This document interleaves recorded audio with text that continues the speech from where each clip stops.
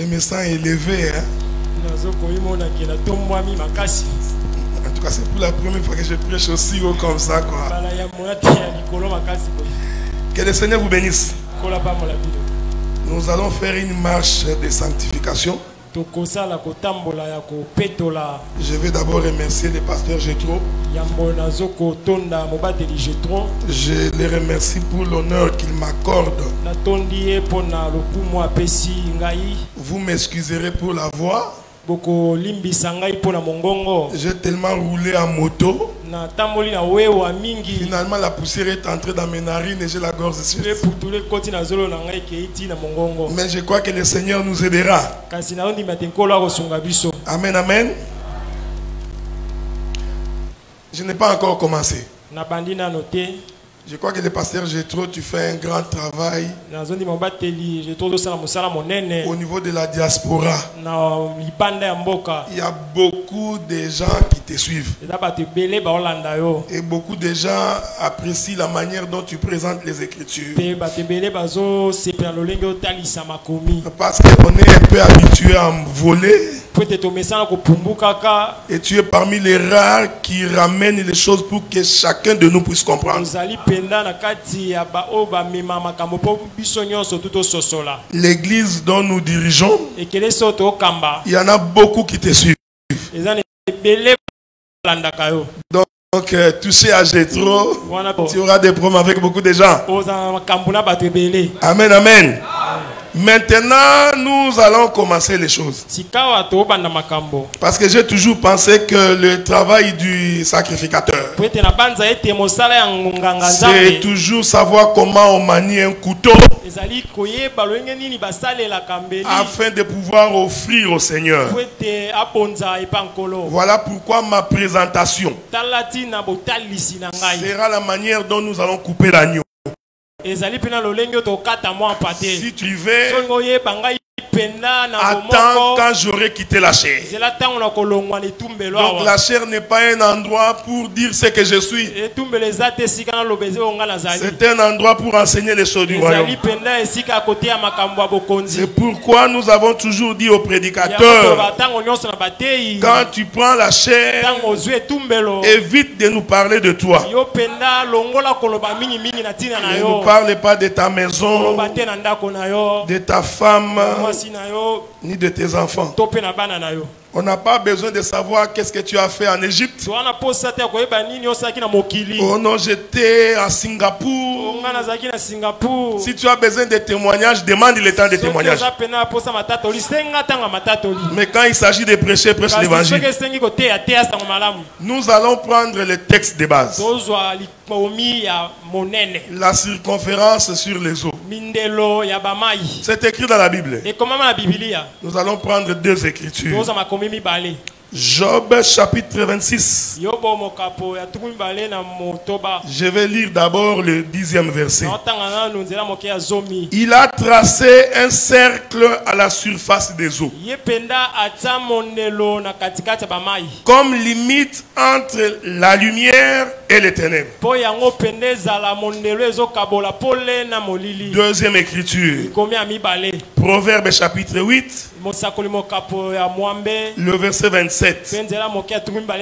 Lorsqu'il disposa les cieux, j'étais là. Lorsqu'il traça un cercle à la surface de l'abîme. C'est autour de ces écritures que nous allons marcher. Et je crois que le Seigneur nous fera énormément du bien. Je ne suis pas venu vous prêcher que vous allez prospérer matériellement. Mais je sais qu'il y a une écriture qui dit: je voudrais que tu prospères à tous égards, comme prospère l'état de ton âme. Donc, je crois que si l'âme prospère, les matériels doivent aussi prospérer. Voilà pourquoi ce que nous recherchons en premier, c'est d'abord une âme qui prospère. Parce que j'ai toujours dit, C'est le ciel qui bénit la terre. C'est le ciel qui nourrit la terre. Ésaïe chapitre 55. De la même manière que le ciel est élevé de la terre, ainsi mes pensées sont élevées au-dessus de vos pensées. Et l'écriture continue pour dire, de la même manière que la pluie tombe, arrose la terre. J'aime la manière dont Ésaïe dit ces choses. Ésaïe dit et féconde la terre. Donc c'est-à-dire la pluie, c'est un homme qui donne la semence à une femme. Est-ce que vous remarquez, frère? Donc si le ciel est fermé, la terre ne peut rien produire. Pour qu'un homme prospère matériellement, pour qu'il se marie, qu'il ait de l'argent, il faut premièrement que le ciel lui soit ouvert. Voilà pourquoi le ministère consiste d'abord. J'aime ça. Consiste d'abord à ouvrir le ciel. Vous savez, frère, un jour, Élie ferma le ciel. Quand il ferme le ciel, la terre est devenue désertique. Je vous prie de me suivre avec beaucoup d'attention. Quand Élie ferme le ciel, il n'y a plus de pluie. Donc nous comprenons que le ciel est fermé veut tout simplement dire qu'il ne pleut pas. Mais il faut faire attention. Parce que nous ne parlons pas de la pluie physique. Maintenant, quand le ciel est fermé, la terre devient désertique. Je vais descendre. Quand Dieu te ferme le ciel, tu ne peux rien obtenir. Ta vie devient un désert. Parce que le ciel est fermé pour toi. Voilà pourquoi nous disons à toutes les églises, pour entrer dans un endroit, grâce ouverte. Parce que la vie éternelle, on ne blague pas avec cela. Il y a des gens qui vont prêcher par habitude. Ils vont parce que mon papa va là-bas. Parce que ma maman va aussi. Mais il n'a pas reçu l'appel. Je disais à un frère, vous savez quand Israël est sorti de l'Égypte, il y a des Égyptiens qui sont sortis. Quand vous lisez les livres de, je crois, Deutéronome, la Bible dit qu'on a attrapé un homme d'un père inconnu. On prétend que son père était égyptien.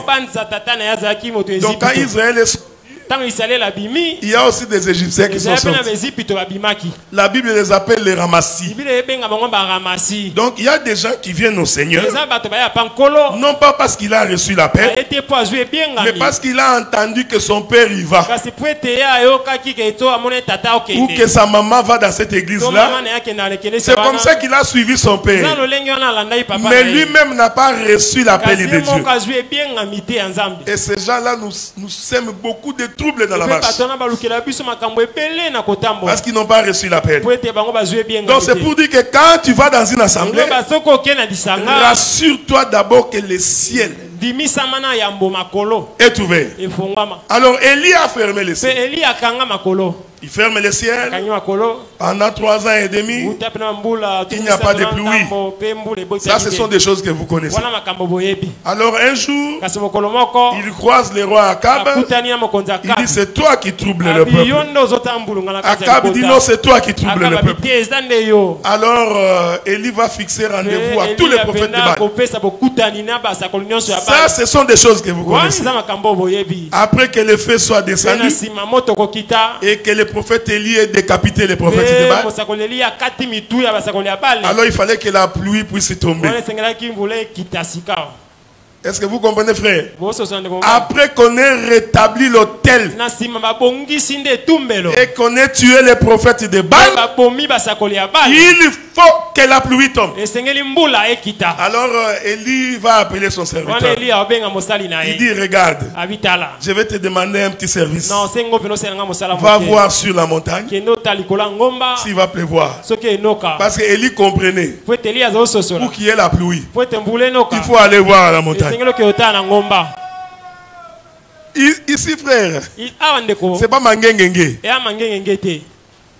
Non, la montagne de Kimwenza. Il faut faire très attention. Il dit au serviteur, monte à la montagne, va voir si il va pleuvoir.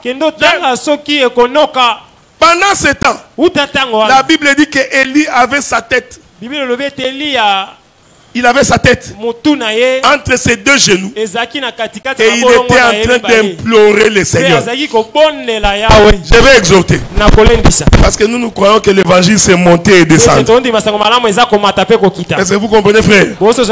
L'évangile, nous montons, nous descendons. J'ai le témoignage du corbeau. Il s'appelle, c'est ça le nom, un corbeau. Hein? Vous savez quand les animaux sont entrés dans l'arche, pendant 40 jours il a plu. L'arche est allée se suspendre sur une montagne. On appelle ça la montagne d'Arara. Donc cette arche s'est tenue au sommet de la montagne. Donc par rapport à la position de l'arche, la terre était en bas, l'arche était au ciel. Est-ce que vous me suivez? C'est pour dire que tous ceux qui rentrent dans l'arche, ce sont des gens qui sont appelés à l'enlèvement. Or l'enlèvement c'est quitter la terre, c'est monter au ciel. Donc l'arche qui se tient sur une montagne, en réalité la montagne c'est la maison de Dieu. Ce n'est pas moi, c'est David qui dit, le secours me vient de la montagne de l'Éternel. Donc l'arche était au ciel. Je vais balancer la nuée. Est-ce que vous me suivez? Je voudrais balancer la nuée. Il va y avoir une pression atmosphérique. La Bible dit, pendant que l'arche était sur le sommet, Noé va ouvrir une fenêtre. Suivez-moi bien. J'aime ça. J'aime ces choses. Noé ouvre une fenêtre. Quand Noé ouvre la fenêtre, il lâche le corbeau. Il faut pas avoir l'habitude, quand tu vois le corbeau, toi tu vois les diables partout. Comme le corbeau est noir, comme on t'avait appris que tout ce qui est noir est diable, directement tu dis le corbeau c'est le diable. Faites attention, parce que ce corbeau là était dans l'arche. Est-ce que vous comprenez? Le corbeau que je prêche ici, ce n'est pas le corbeau que tu vois dans la forêt. Nous prêchons le corbeau qui était dans l'arche. Vous savez, frère,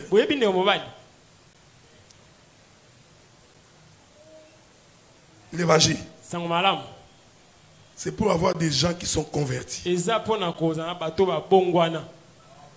transformés, les gens qui craignent Dieu.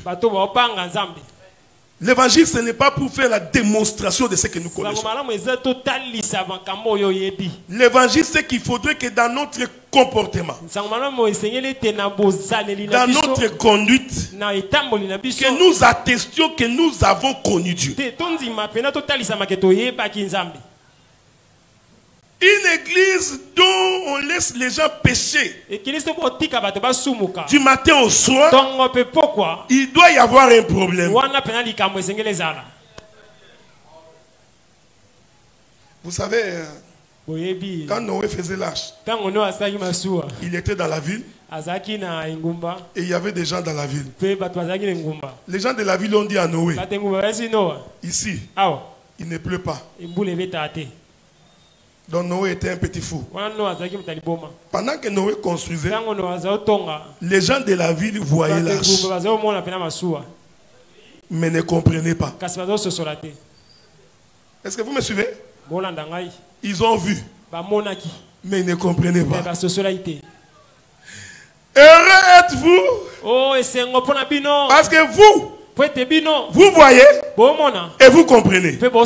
Mais malheur à Israël, parce qu'il regarde mais il ne voit pas. Je suis dans Matthieu 13. Pourquoi leur parles-tu en parabole? Pour qu'en regardant, qui ne voit rien, en écoutant, qui ne comprennent rien. Quand Noé construisait l'arche, c'était une parabole pour les gens de la ville. Il regarait et ne voyait rien. Il ne comprenait rien. Donc l'arche pour ces gens, c'était une parabole. Je peux confirmer, sans risque d'être contredit, que ces peuples-là qui voyaient l'arche, c'était Israël.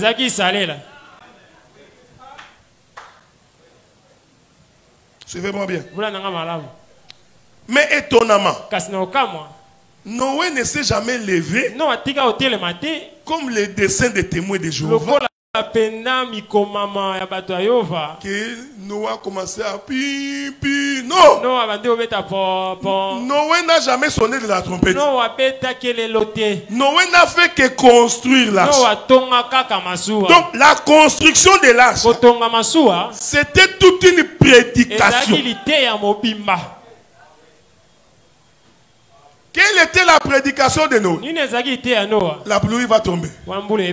Le jugement va venir. Donc, en construisant l'arche, Noé annonçait que Dieu frappera la terre. Maintenant, les gens qui pouvaient comprendre devaient entrer dans l'arche.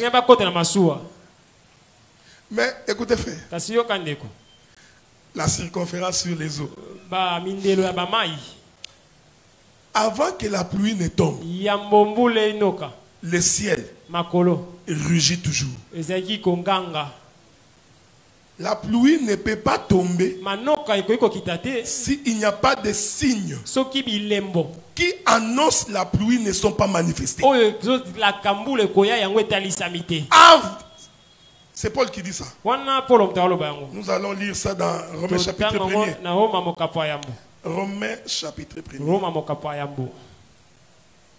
Je ne suis pas pressé. J'ai beaucoup de jours. Romains chapitre 1er. Nous allons lire le verset 20. La Bible dit ceci. En effet, les perfections invisibles de Dieu, sa puissance éternelle et sa divinité, se voient comme à l'œil nu depuis la création du monde. Quand on les considère dans ses ouvrages, ils sont donc inexcusables. Cela veut dire quoi? Si aujourd'hui on n'avait pas écrit la Bible, les ministres de cet évangile seraient toujours capables de prêcher l'évangile. Parce que lorsque nous considérons la nature en tant que ministre de la parole, il doit y avoir un enseignement. C'est pourquoi Paul dit, la nature elle-même ne vous enseigne-t-elle pas? Donc la nature est un enseignant. Maintenant dans la nature, nous voyons qu'avant que la pluie ne tombe, le ciel doit être noirci. On doit sentir les tonnerres, les éclairs et le ciel en train de rugir. Et les hommes savent que la pluie va tomber. Écoutez-moi bien. Cela veut dire que les animaux qui sont sortis de la forêt pour venir dans l'arche, ils avaient la capacité de lire le ciel et de comprendre que la pluie va tomber. Est-ce que vous me suivez? Mais les gens de la ville, malgré le fait que le ciel rugissait, pour eux, ce n'était que des tonnerres. Ils ne comprenaient rien. Alors les animaux qui sont dans la forêt, ils se mettent en marche, mâle et femelle. Je voudrais te rappeler que tous les lions ne sont pas entrés dans l'arche.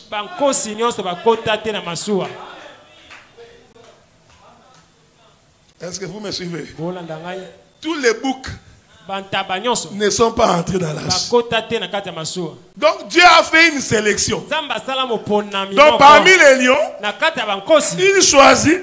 Il dit vous entrez. Les autres lions, ils vont mourir dans la forêt. Ne va pas prêcher que Dieu sauvera tout le monde. Je sais que toi tu es miséricordieux. Tu es compatissant. Mais ne sois pas plus miséricordieux. Ce qui a été, c'est ce qui est, c'est ce qui sera. Il n'y a rien de nouveau sur la terre. Jésus a dit ce qui arriva du temps de Noé. Donc aujourd'hui, les animaux qui sont entrés dans l'arche vont représenter l'épouse qui participe à l'enlèvement. Est-ce que vous me suivez? Il y aura beaucoup d'appelés, très peu d'élus. Ce sont ces animaux-là qui rentrent. Mais ces animaux viennent de la forêt. Ils viennent ailleurs. Est-ce que vous me suivez? C'est ce que Paul a dit. Nous qui étions étrangers, n'ayant pas droit de citer en Israël, n'ayant pas de promesses dans ces choses, à cause de la mort de Jésus. Mais qu'est-ce que c'est la mort de Jésus? C'est la construction de l'arche. Tu vois l'arche, hein?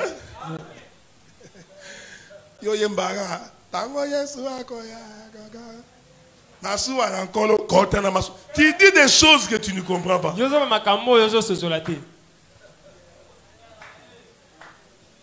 Quel est cet évangile qui va te faire entrer au ciel? Quel est cet évangile? Tu écoutes quoi? Écoutez. Les animaux sont entrés.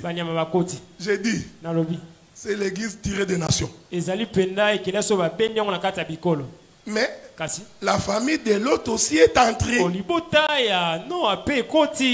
Ah, c'est ça. Noé est aussi entré avec sa famille. Donc, en dehors des animaux, il y avait aussi les plus proches de l'autre, de Noé. Les 8 ici avec Noé représentent tous les prophètes, les Pierre, les Paul, les Barthélemy. Vous voyez, hein? Nous et eux dans l'arche. Amen. Que Dieu soit loué. Est-ce que vous comprenez? Regardez maintenant. Je suis en train d'introduire la circonférence sur les eaux. Je balance encore la nuée. Quand l'arche arrive au sommet de la montagne, je disais à des frères ceci. Tu vois, quand tu prêches, la prédication c'est l'autel de Jacob. Or, l'autel de Jacob a 12 pieds. Donc, tu peux prêcher tout l'autel. Tu prêches Jacob. Mais tu peux aussi retirer Ruben. Tu marches avec Ruben pour dire autre chose. Est-ce que vous me suivez? Tu peux aussi retirer Judas. Tu marches avec Judas. Donc, dans la même écriture, nous pouvons tirer des portions pour donner des enseignements. Je vais donner un exemple pour que tu comprennes ça. David est devenu vieux. On va lui trouver une femme soulamite pour le réchauffer. Ne sois pas impudique. Moi, je ne parle pas de ces choses. Quand toi tu entends chauffer, comme tu es devenu vieux, tu commences à sortir avec des petites filles. Et tu veux dire que c'est comme David. Il y a même d'autres prédicateurs qui soutiennent des prédicateurs comme ça. J'ai écouté des choses ici qui m'étonnent. Je pose la question à un apôtre. Mais vous savez que cet homme ici est un impudique. Il couche avec beaucoup de femmes. L'apôtre me répond. Tu vois, c'est une référence. Donc nous avions décidé de prendre une jeune fille. Comme ça, que les frères... J'ai dit, voilà moi une assemblée de Sanhédrin. Ils complotent pour tuer Jésus. J'ai toujours dit ceci, frère. La prophétie de l'Écriture ne peut pas faire l'objet d'une interprétation particulière. L'Écriture concerne d'abord Dieu. Quelqu'un ne peut pas s'approprier l'Écriture pour vivre une vie de débauché. Tu es un voleur. Ces choses renseignent les choses du royaume. David devient vieux. On cherche une Sunamite qui est une étrangère, qui vient dormir sous la poitrine de David. Cette Sunamite-là, c'est l'image de l'église. Parce que c'est une étrangère qui vient dormir sous la poitrine de David. Le temps nous manquerait d'expliquer la poitrine de David. Parce qu'une bonne femme, quand elle a sa tête sur la poitrine du mari, elle se sent bien. Mais remarquez que la Bible dit, cette même femme-là, David ne l'a jamais connue. Vous voyez, frère? Si nous tirons la portion du fait que David ne l'a pas connue, cette femme devient Israël. Parce que Israël, Dieu ne l'a jamais connu. Il a privé Israël de sa sémence. Est-ce que vous voyez? Donc la sémence de Dieu, il a donné cette sémence à l'église aujourd'hui. Mais à Israël, il a privé. Donc, la même femme là peut porter une double identité selon que tu places ta balustrade.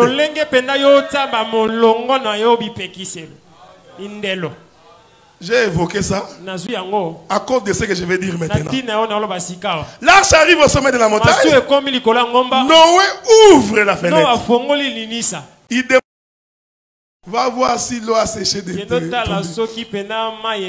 En d'autres termes, les corbeaux, c'était les yeux de Noé. Est-ce que vous me suivez? Donc Noé lui était resté. Les corbeaux allaient pour voir. En d'autres termes, c'est là que dit l'Écriture. Le prophète, ce sont les yeux de l'Éternel. Donc nous comprenons que ces corbeaux-là, c'est les prophètes. Mais regardez ce que le corbeau fait. La Bible dit il allait et revenait. Est-ce que vous me suivez?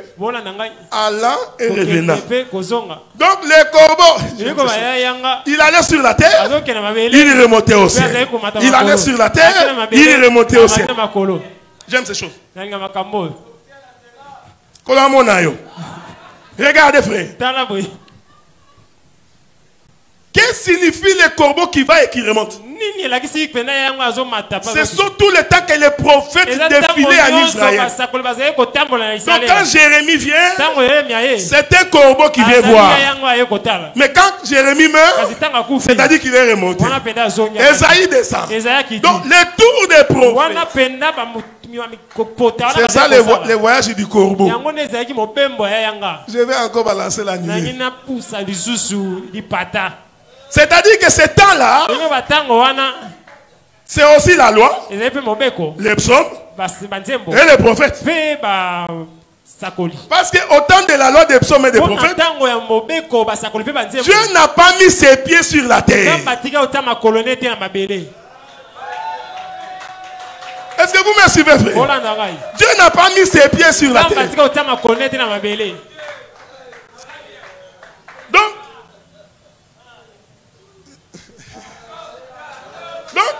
le voyage du corbeau. Parce qu'ici, je voudrais encore dire une chose qui va vous scandaliser.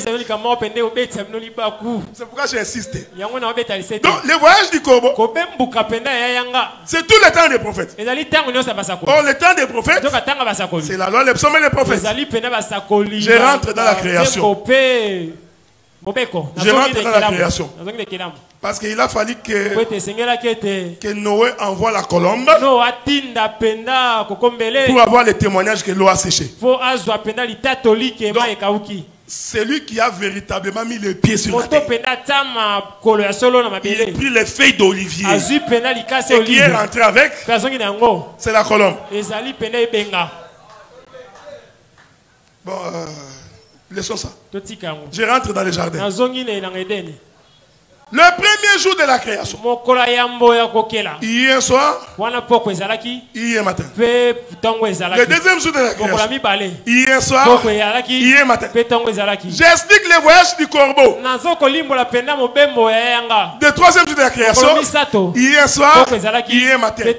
Dieu a répété ces termes-là pendant les 6 premiers jours de la création. Le 7e jour, c'est le seul jour où Dieu n'a pas répété les termes soir et matin.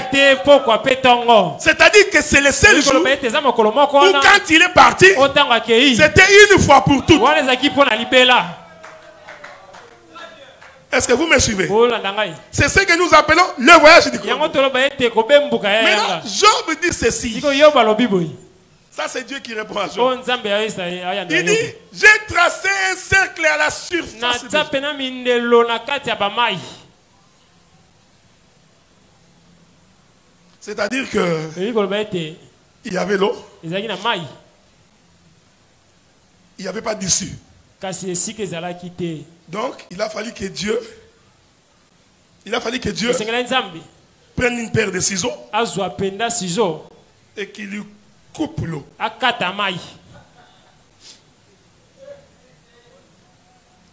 Je vais répéter ça.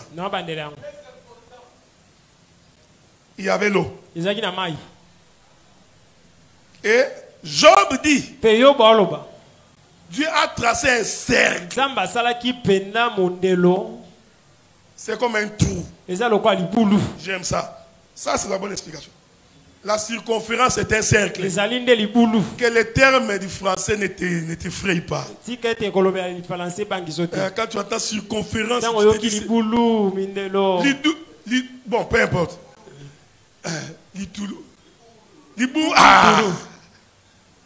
Donc, Job dit, Dieu a fait un cercle à la surface des eaux. J'aime la précision de Job. Il dit pour créer la limite entre la lumière et les ténèbres. Est-ce que vous me suivez, frère? Donc, la raison de ce cercle, séparer la lumière d'avec le. Nous rentrons dans la création. Vous allez voir comment Dieu trace un cercle. Prenons le livre de Genèse. Prenons le livre de Genèse. Genèse chapitre 1er.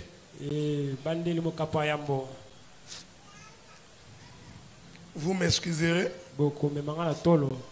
Je n'ai pas l'habitude de bloquer les versets. Mais j'ai l'habitude de lire beaucoup. Donc je sais que les versets quelque part dans le livre de Genèse. Parce que quand tu es ministre, il faut beaucoup lire. C'est à force de lire. Et si tu es un homme de prière et un homme qui se sanctifie, pendant que tu prêches, tu auras l'impression que les choses sont en train de s'aligner dans ta tête. Une autre histoire que tu avais lue qui n'avait aucun rapport avec ce que tu dis, tu le verras venir et s'aligner. Mais quand c'est quelqu'un qui ne prie pas beaucoup, quand il va à Katakokombe, il va donner les mêmes enseignements, les mêmes mots. Il répète de la même manière. Il va à Bassankous. Tout le monde sait. Il va commencer ici. Après il va aller là-bas. Et après il va aller là-bas. Il quitte là-bas, il va à Kananga. Quand il commence cet enseignement, tellement que tout le monde a suivi ça. Tout le monde sait qu'il va commencer ici. Et là-bas, et là-bas. Frère, je peux répéter l'enseignement ici demain. Je ne peux pas répéter les mêmes mots. Non, je ne répète pas les mêmes mots. Parce qu'il y aura toujours quelque chose de nouveau que Dieu va mettre. La Bible dit ceci. Genèse chapitre 1er. Au commencement, Dieu créa les cieux et la terre. La terre était informe et vide.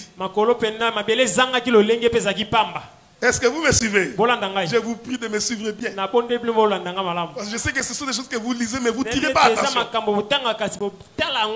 Au commencement, Dieu créa les cieux et la terre. Verset 2. La terre était informe et vide. Et il y avait des ténèbres à la surface de la Bible. Et l'Esprit de Dieu se mouvait au-dessus des eaux.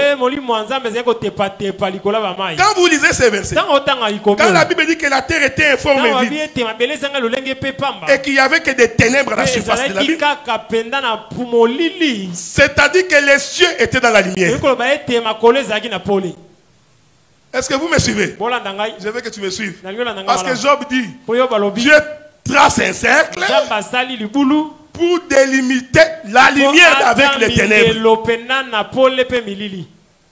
Oh, quand vous lisez cette écriture, vous verrez que les ténèbres étaient sur la terre. En d'autres termes, les cieux c'était la lumière. Sois en paix. Je donnerai des versets. J'en ai beaucoup. Parce que nous croyons que le ciel est la maison de la lumière. Le premier jour, Dieu crée la lumière. Jusque-là, la lumière n'avait pas de maison. Est-ce que vous me suivez? Je voudrais balancer encore la nuée ici. C'est-à-dire que la lumière qui a été créée le premier jour, c'était une lumière qui vagabondait. C'est une lumière qui n'avait pas d'habitation. C'est une lumière qui allait de temps à temps. Parce que au quatrième jour, Dieu vient créer le soleil. Or le soleil, c'est la maison de la lumière. En réalité, qu'est-ce que Dieu avait fait? Dieu avait donné à la lumière une habitation qui s'appelle le soleil. Donc nous comprenons que les 3 premiers jours de la création représentent le sacerdoce de Moïse. Parce qu'au temps de Moïse, Dieu n'avait pas d'habitation. Il vagabondait. Simbangai frère. C'est pourquoi la terre était dans les ténèbres. Parce que le ciel n'avait pas d'habitation. La lumière c'est vagabond. Nous prêchons un Dieu qui vagabondait. C'est pourquoi Jésus avait dit, les renards ont des tanières, les oiseaux ont des nids, mais le Fils de l'homme n'a pas où mettre la tête. Suivez-moi bien frère. Quand Jésus disait que les renards ont des tanières, les oiseaux ont des nids, ce temps-là, c'est le temps de Moïse. Parce que lui n'avait pas de maison. Est-ce que vous comprenez? Mais le Fils de l'homme n'a pas où mettre sa tête. Donc il était à la recherche d'une maison. Je rentre dans la création. C'est pourquoi il faut faire attention. Hein. Donc je n'ai pas dit que partout tu vois la lumière dans la création, c'est Dieu vagabondé. Non. Nous pouvons expliquer cette lumière de plusieurs manières. Mais ici, je l'explique par rapport au 4e jour. Parce que Job a dit, Dieu trace un cercle pour délimiter la lumière avec les ténèbres. Vous savez, ce matin, je ne parlais pas. J'avais complètement perdu ma voix. J'ai même dit à ma soeur là-bas, je ne sais pas comment je ferai pour prêcher. Et puis je lui ai dit, quand je serai sous l'onction, je parlerai. Mais quand je descendrai, certainement que ma voix partira. Regardez maintenant. Maintenant, au 4e jour, qu'est-ce que Dieu fait? Dieu prend la lumière, il lui donne une maison qui s'appelle le soleil. Oh, Esaïe dit, cet enfant, on l'appellera Emmanuel, qui veut dire Dieu parmi nous. Je veux que tu me suives bien.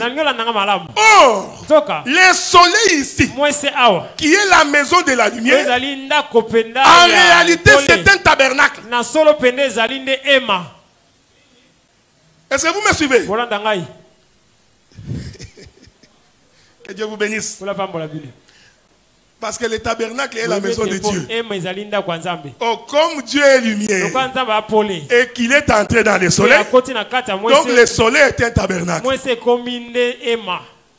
C'est la maison de Dieu. Dieu ne finit pas là. Il y prend encore les luminaires. Il les place dans l'étendue. Et il appelle étendue les cieux. Non, on va lire ça. Lisons ça. Lisons ça. Regardez. Je suis au verset 6 du premier chapitre.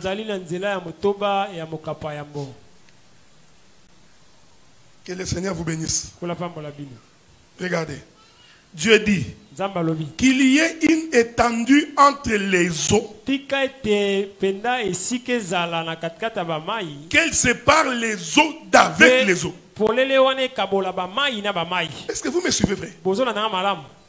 Donc l'étendue n'a séparé que les eaux d'avec les eaux. Quand vous continuez la lecture, j'aime quand le prophète Moïse parle. Il parle vraiment comme un prophète. Dieu fit l'étendue. Il sépara les eaux qui sont au-dessous de l'étendue et les eaux qui sont au-dessus de l'étendue. C'est fit ainsi.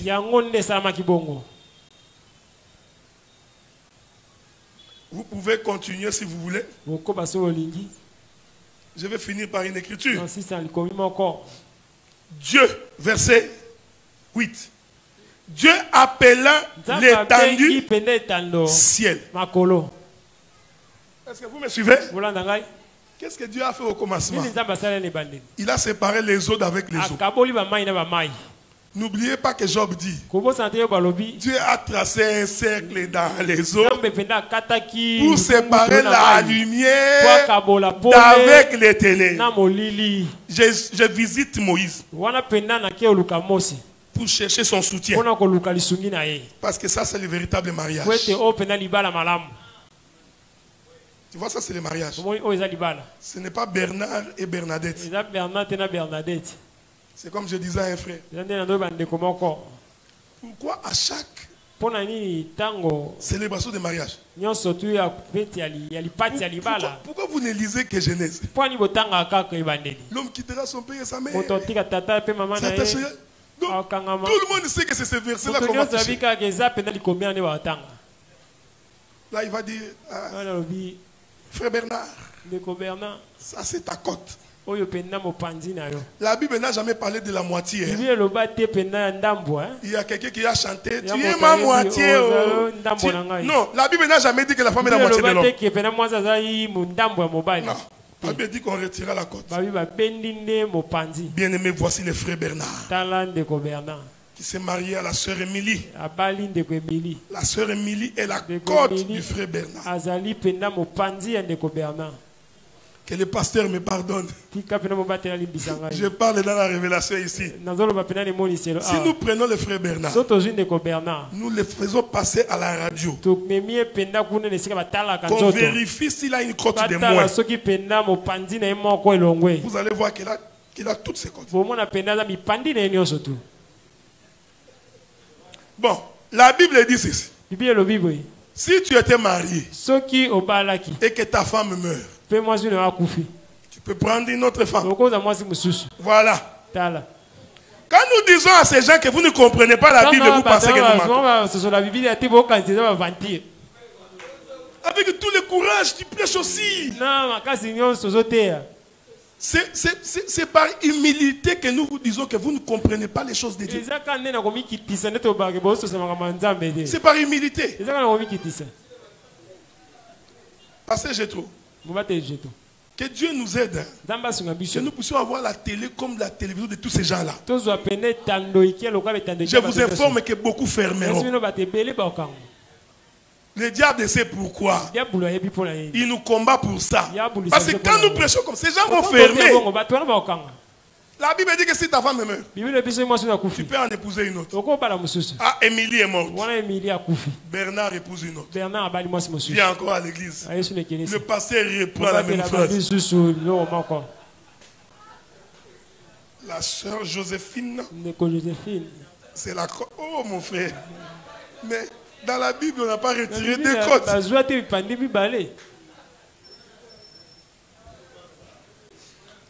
Frère, arrêtez ces choses. Vous savez, quand Dieu... j'ai encore quelques 5-6 minutes. Vous savez, quand Dieu a retiré la côte d'Adam, Dieu a fait un voyage. Parce que la Bible dit, après avoir créé Ève, l'Écriture dit ceci: Dieu amena Ève vers Adam. Donc Dieu avait fait un voyage avec Ève. Donc nous comprenons que quand il a retiré la côte, Dieu a voyagé avec la côte. Il arrive quelque part sur l'os d'Adam. Il forme le corps de la femme. Je veux que vous compreniez ce que je dis. La femme, c'est une chair qu'on a placée sur l'os d'Adam. Est-ce que vous me suivez? Donc, le corps de la femme est terrestre. Mais l'os qui est à l'intérieur de la femme vient d'Adam. Si tu comprends ces choses, tu comprendras pourquoi nous serons enlevés. Parce que le corps que tu portes, c'est un corps que Dieu t'a donné sur la terre. Mais il a pris le fondement d'Adam. Donc lorsqu'on a retiré, c'est ça même Christ. Maintenant, tout autour de Christ, on a mis la chair. C'est pourquoi Paul dit, ce n'est pas moi qui vis, moi la chair, c'est Christ. Oh, remarquez frère, si on retire l'os dans le corps d'un homme, on le retire, la chair va tomber. Donc c'est l'os qui fait l'esquelette. Si je suis capable de marcher, si mon corps marche, c'est à cause des os. C'est les os qui font l'ossature de mon corps. C'est pourquoi nous disons, l'église est un corps dont l'ossature est le Seigneur Jésus-Christ lui-même. Sans Jésus, le corps ne peut pas se déplacer. C'est pourquoi Joseph avait dit, le jour où vous sortirez d'Égypte, Frère, écoutez-moi bien. Écoutez. Est-ce que vous pensez vraiment que Israël avait besoin des os de Joseph pour faire quoi avec? Dieu a annoncé que pour que Israël comme un corps, comme une femme, puisse se déplacer, il doit avoir avec lui les os de Joseph. Or, les os de Joseph, c'est ça lorsqu'on a retiré chez Adam. Ici, nous pouvons nous asseoir pour exhorter. Que tout ce que tu fais, rassure-toi que Dieu est avec toi. Dans ta marche, rassure-toi que Dieu est avec toi. Dans ta vie, rassure-toi que Dieu est avec toi. Parce que sans lui, le corps ne peut pas se déplacer. Maintenant, regardez, frère. Quand Dieu crée Adam, non, il crée Ève. C'était l'os. Il lui met la chair. Maintenant, je vais parler comme un fils de prophète. Ici, je parlais comme un fils de prophète. Donc, je dois aussi la rater. Et ils ont aussi la terre. Mais je vais finir. Attendez. Je ne suis pas pressé, frère. On est ici. Dieu prend Ève. Il commence à l'amener vers Adam. Vous comprenez, non? Dieu, c'est le serviteur le plus ancien de la maison d'Abraham. Parce que quand Isaac voulait se marier, c'est lui qui est allé chercher Rebecca pour l'amener vers Isaac. C'est le serviteur le plus ancien. Donc c'est Dieu là qui vient avec Ève. C'est le serviteur le plus ancien de la maison d'Abraham. Mais ici, je voudrais m'élever plus haut. Bien aimé dans le Seigneur. Parce que quand Adam a vu Ève, il dit chair de ma chair, os de ma chair. C'est pourquoi on l'appellera femme. L'homme quittera son père et sa mère. Ça, je suis sûr que ce n'est pas Adam qui avait dit ça. Ce n'est pas lui. C'est l'Esprit de l'Éternel. C'est pourquoi l'homme quittera son père et sa mère, s'attachera à sa femme, et les deux devenons une seule chair. Mes frères, quand on est marié, on est toujours deux.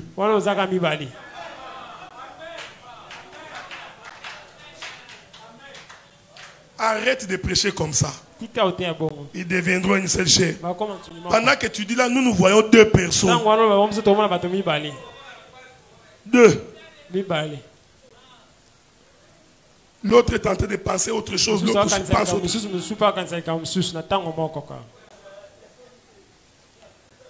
Mais regardez. Mais on ne peut pas renier l'écriture. L'écriture dit qu'ils deviendront une seule chair. C'est pourquoi nous sommes ministres, frère. Pour que ce que toi tu ne vois pas, que nous t'enseignons ces choses. Frère, il faut être béni quand vous avez des ministres. Il faut être béni. Parce que la Bible dit, frère, la bénédiction est dans la bouche du sacrificateur. Dieu ne se contredit pas. Même aujourd'hui, pour te bénir, il passe par la bouche du sacrificateur. Mais regardez, frère, en réalité, quand Dieu venait avec Ève, Dieu était en train de dépouiller Ève de tout ce qu'il avait de terrestre. Ici, je parle au fils des prophètes. Parce que Ève qui va vers Adam, c'est l'enlèvement. Est-ce que vous me suivez? Oh, dans l'enlèvement, la chair ici et le sang que nous avons ne peuvent pas hériter le royaume. Donc, quand on regarde avec l'œil prophétique, en réalité, le déplacement de Dieu avec Ève, c'est tout un enseignement. C'est la marche vers la maison de l'Éternel. Et comme Ève avait reçu la chair sur la terre, il ne peut pas entrer dans Adam avec les choses terrestres. C'est pourquoi Adam prophétise. Les deux deviendront une seule chair. En réalité, c'est quoi? L'os doit rentrer là où elle était entrée. Oh, l'os ne peut pas rentrer avec la chair. Est-ce que vous me suivez? Parce que le trou par lequel l'os est sorti est petit pour que la toute le... Si tu es attaché aux choses terrestres, tu ne verras pas le royaume. Si tu es attaché aux choses de ce monde, le ciel t'est fermé. Tu es courageux. Tu vas dire que tu es béni. Mais tu oublies que la Bible dit la bénédiction de l'Éternel enrichit. Elle ne fait souffrir d'aucun chagrin.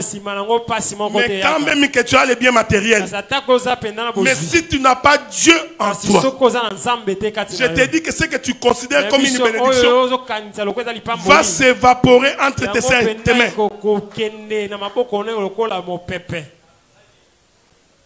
Je conclue pour aujourd'hui. Séparer les eaux d'avec les eaux. Les eaux d'en haut et les eaux d'en bas. Les eaux d'en haut, Dieu appelle ça les cieux. Les eaux d'en bas, il appelle ça la terre. Est-ce que vous me suivez? Entre les deux, il y a l'étendue. Dieu prend les luminaires, il les met dans les cieux. La Bible dit pour éclairer la terre. Donc la terre dans les ténèbres, le ciel portait la lumière. Cette gymnastique, Dieu le fait le 4e jour. C'est là que je veux finir. Donc, au 4e jour au ciel, il y avait le soleil qui s'est promené. Et ce soleil éclairait la terre.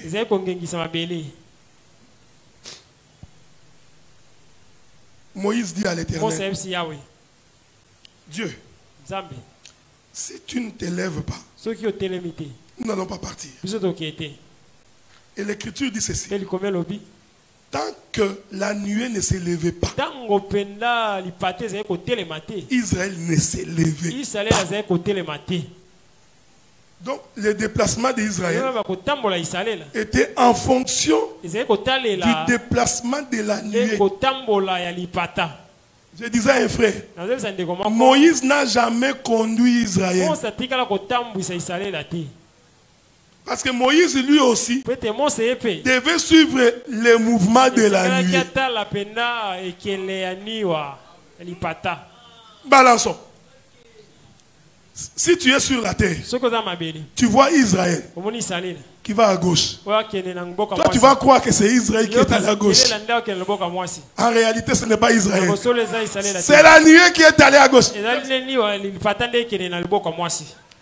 que vous me suivez? Donc, tous les déplacements d'Israël, en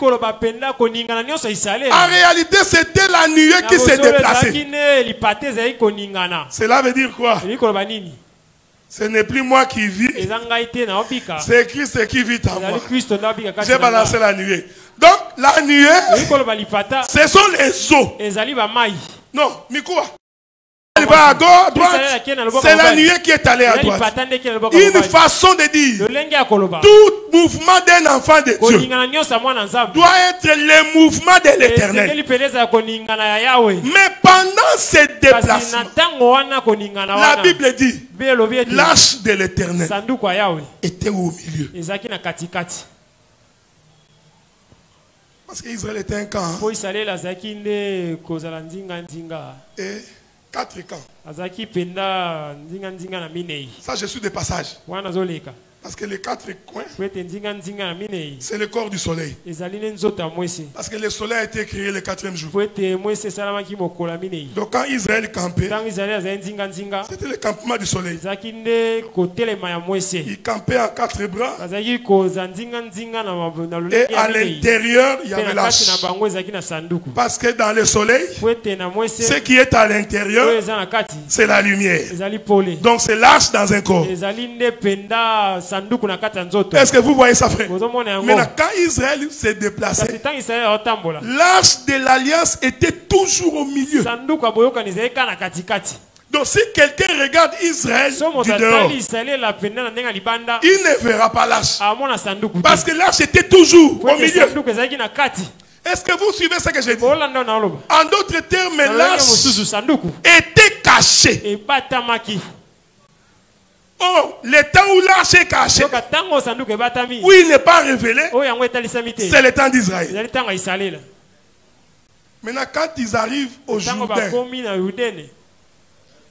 parce que le Jourdain c'est Golgotha, on en parlera demain.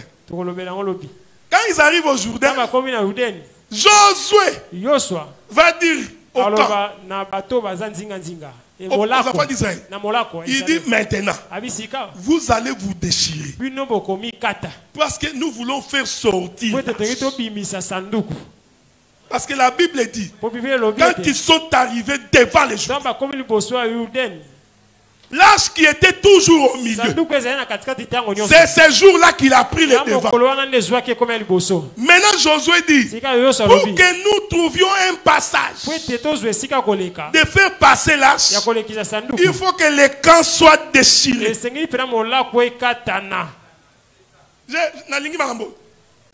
Quand le camp se déchire, ce qui était caché depuis a été vu de tout le monde. Ici, vous comprenez que nous sommes à Golgotha. Parce que quand le Seigneur a rendu là, les rideaux qui séparaient les lieux saints du lieu très saint se déchirent du haut vers le bas. Ce qui était caché et vu de dehors, c'était au Jourdain. C'est là que Jean-Baptiste a baptisé Jésus. Est-ce que vous suivez? Parce que c'est l'image de Golgotha. On déchire les corps. Le corps du soleil est déchiré. Déchiqueté. Pour que ce qui était une gloire, qui était caché, soit vu des nations. Et les sacrificateurs ont mis les pieds dans l'eau. L'eau se déchire. Est-ce que vous suivez ce que nous disons? N'oubliez pas. Les cercles sur les eaux. Il y a encore des choses à toucher. Hein? Nous allons nous mettre debout pour prier.